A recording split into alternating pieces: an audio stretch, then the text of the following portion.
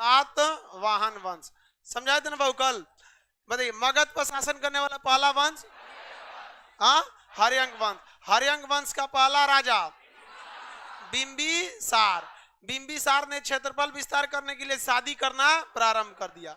अपने बेटे को शादी करने नहीं देता था। इसका बेटा का नाम था अजात शत्रु। अजात शत्रु की शादी हो पा रही थी क्या? नहीं। अजात शत्रु अपने ब्याह करने के लिए किसको मार दिया? बाप। अपने शादी कर लिया, ठीक ठाक से रहने लगा। उसके बाद से कुछ दिन बाद एकरो कोनो और पसंद आ गया। समझ में आ गया नहीं आ गया? किसी को दिक्कत? देखिए जो मर्द होता है ना, मर्द का प्रेम जो होता है वो मेहंदी के समान होता है। शुरुआते भर वो लाल रहेगा, फिर धीरे धीरे उतर जाएगा। समझ में आ गया?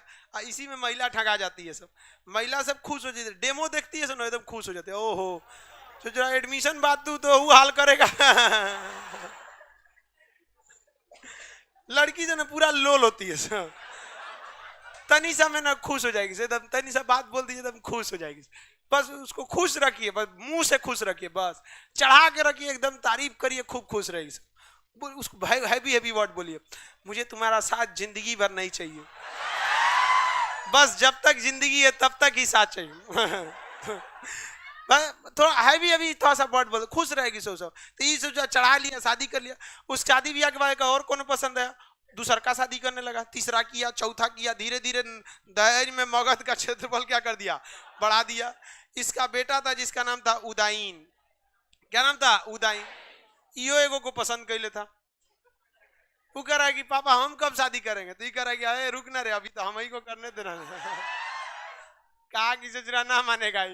उदाइन मार दिया अजात शत्रु को, भाला मार दिया। नहीं जातू, हाँ ई मार के देखिए, ई ब्याह करने के लिए इसको मारा, इसका बेटा ब्याह करने के लिए अपने बाप को मारा। आई होशियार था, अपने बेटा का ब्याह बचपन में कर दिया। नहीं ना तो पक्का इो मराया रहा था।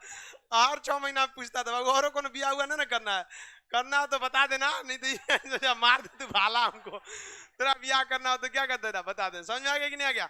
यही उदाइन था जिसने पाटलिपुत्रा की स्थापना किया था। पाटलिपुत्रा की स्थापना किसने किया? उदाइन ने। धीरे धीरे ये वंश समाप्त हो गया। इस वंश के अंतिम शासक को मार दिया कौन? शिशुनाग। और हर्यंक वंश का अंत करके कौन सा वंश स्थापित? शिशुनाग वंश। शिशुनाग वंश का अंत कर दिया था महापदम नंद। किसने अंत किया? महापदम नंद। अब महापदम नंद ने किस वंश की स्थापना की? किस वंश की स्थापना किया? नंद वंश। नंद वंश की स्थापना महापदम नंद ने कर दिया। शिशुनाग वंश एक छोटा सा वंश जिसने बहुत बड़ा कुछ काम नहीं किया था। नंद वंश के संस्थापक महापदम नंद, सबसे क्रूर शासक था महापदम नंद। अब महापदम नंद का बेटा जो था, ये तो क्या महापदम नंद, इसका बेटा था ससुरा धनानंद। धनानंद और खतरनाक था धनानंद, एकदम भयानक खचरा था धनानंद। भले देखिए एरिया कौन सा था? मगध। पहले मगध छोटा था, तो उस समय मगध का शासक थे हर्यंक। हर्यंक ने थोड़ा क्षेत्रफल बढ़ाया बढ़ाया बढ़ाया, धीरे धीरे हर्यंक पर कब्जा कर लिया शिशुनाग। शिशुनाग इसी वंश का सेनापति था। मार दिया सेनापति, कैसे? भल्लाल देव मार दिया। उस बुढ़िया का नाम था उसका, अरे बुढ़िया का नाम देवसेना। सीरियल में एक चीज देखें, जिस महिला का टीका जितना बड़ा रहेगा उतने खचरी रहेगी। एक चीज हम कॉमन देखते हैं। समझ आ गया? शादी ब्याह के समय जाइएगा, सास का बड़का टीका देख लीजिएगा ना, समझिएगा यही कंपनी की है वो छोटकी। बहुत टीका बड़ी खतरनाक होती है। सीरियल देखिए कि नहीं आप लोग? बताइए हम कुछ गलत बोल रहे हैं? हाँ? सीरियल में देखिए जितना बहुत टीका रहेगा उतने खचरी रहेगा। आगे बढ़ते हैं। तो हर्यंक वंश के बाद शिशुनाग वंश। शिशुनाग वंश के सेनापति को मार दिया महापदम नंद। कौन से वंश की स्थापना किया? नंद वंश। इसका अगला शासक धनानंद। और खचरा निकला कौन? धनानंद। धनानंद को कोई मतलब नहीं था, लेकिन धनानंद के समय क्षेत्रफल मगध का इतना बड़ा हो चुका था। मगध क्या हो चुका था? बहुत बड़ा हो चुका था। समझ में आ गया कि नहीं आ गया? तो मगध पर इसी समय भारत की ओर से हमला कर दिया कौन? सिकंदर। किसने हमला कर दिया? सिकंदर। अचानक इधर हमला किया कौन? सिकंदर। 326 ईसा पूर्व हमला किसने कर दिया? सिकंदर। और इधर सेना, इधर किसका शासन चल रहा? इधर क्षेत्र कौन था? मगध। क्या जब सिकंदर आक्रमण किया तो मगध पे हर्यंक वंश था, शिशुनाग वंश था, नंद वंश था। हाँ, आनंद वंश का कौन सा राजा? धन। इसको टेंशन ही नहीं था। यहाँ पे नदी बहती थी, ब्यास नदी। कौन सी नदी? ब्यास। ब्यास नदी से पहले इसने यहाँ के राजा पोरस को हरा दिया। किसे हरा दिया? राजा पोरस को। अब पोरस राजा को पकड़ के लाया गया सिकंदर के सामने और कहा गया बताओ तुम्हारा क्या सुलूक किया जाएगा। तो उसने सिकंदर ने कहा कि मेरे आगे घुटने टेक दो, मैं तुम्हारी जिंदगी बख्श दूंगा। पोरस ने कहा कि हम हिंदुस्तान के राजा हैं, काट दीजिए, हमको नहीं चाहिए ऐसे कोई जिंदगी जो आपके सामने झुकना पड़े। सिकंदर उसकी वीरता से खुश हुआ। सिकंदर की पत्नी थी रेक्सोना, उसने पोरस के कलाई पर राखी बांध दिया। यही ससुरा करता था सिकंदरवा, जीतता था, सारा कब्जा कर लेता था, फिर उसको दोस्त बना लेता था, कहता था कि अगली राजा पे हमला करेंगे तो मदद करना। इसे ब्रांच बनाते बढ़ाते आगे बढ़ते जा रहा था यहाँ पे। और उसकी पत्नियां राखी बांधते जा रही थी, राखी बांध। समझ में आया कि नहीं आया?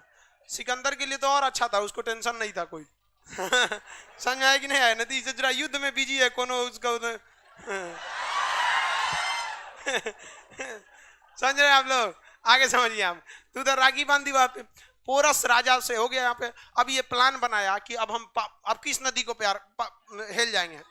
ब्यास नदी। अब ब्यास को हेलेगा तो कौन सा चल जाएगा? मगध। और मगध पर कब्जा कर लेगा सिकंदर तो यहाँ से जाएगा नहीं, क्योंकि मगध खनिज संपदा से भरा था, धन दौलत से भरा था, हाथी यहाँ पे बहुत ज्यादा थी। तो यहाँ पर जो ये पाषाण काल वगैरह मिटा दे तो आपको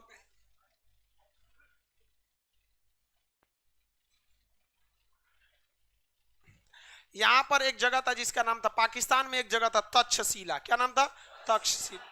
तक्षशिला यूनिवर्सिटी का एगो टीचर था जिसका नाम था चाणक्य। क्या नाम था? चाणक्य। चाणक्य हर बातों को ध्यान से देख रहा था कि आखिर यहाँ हो क्या रहा है। चाणक्य के समय चाणक्य ने कहा कि तो बहुत गड़बड़ हो रहा है, क्योंकि सिकंदर अगर भारत में घुस जाएगा तो बहुत भारी दिक्कत हो जाएगा, सिकंदर को वहां से हटाना जरूरी है। तो ये कहा कि अब सिकंदर हटेगा कैसे यहाँ से? ये तो आया है पूरा युद्ध करने के मैटर में। अब पोरस भी इसका हेल्प कर रहा है। अब ब्यास नदी को पार कर गया तो यहाँ सिकंदर में कोई रोकने वाला नहीं है। तो कहा कि इधर जो 16 गो महाजनपद है उसमें से 8-10 गो बचा है, बाकी पे तो मगध ने कब्जा कर लिया। यानी जनपदों में, महाजनपद में सबसे शक्तिशाली कौन हो गया था? मगध। तो चाणक्य आया वहां से, कहां?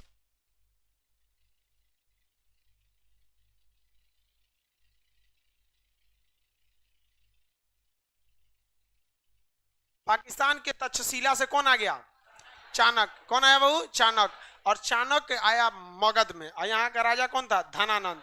धनानंद को समझाया कि महाराज आप नेतृत्व करिए, यहाँ के राजाओं को मिलाइए और हमला करिए किस पर? सिकंदर पर, वरना वो ब्यास नदी को पार कर जाएगा तो बहुत समस्या हो जाएगा। तो धनानंद उस समय ऑर्केस्ट्रा देख रहा था, पूरा शराब शराब के नशा में भूत था, एकदम ऑर्केस्ट्रा चल रहा था, आरा वाला ऑर्केस्ट्रा गया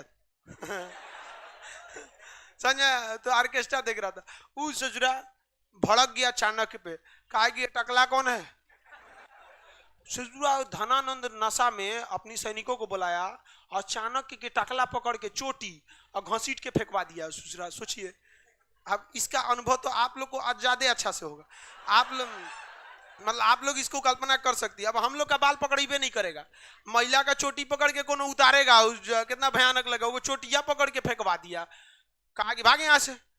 चाणक्य की चोटी खुल गया, कसम खाया कि धनानंद हम बर्बाद कर देंगे तुमको, एकदम याद रखना यहाँ पे। और जब तक बर्बाद नहीं कर देते ना, दोबारा इस अपनी चोटी को बांधेंगे नहीं।